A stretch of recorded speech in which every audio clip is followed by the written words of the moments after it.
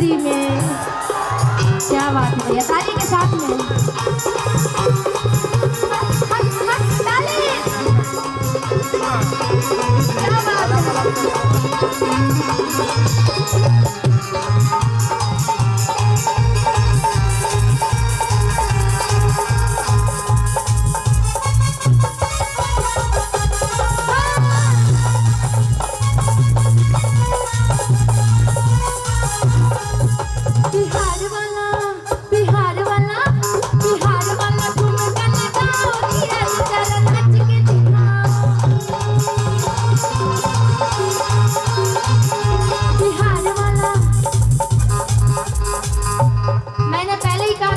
बिहार की बात है तो हाथ उठनी चाहिए। रउआ लोग नहीं तो एकदम समझते नहीं थी।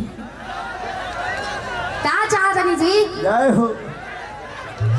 दो नंबर पे वोट दिए क्या रउआ के? अच्छा हेले के लोग।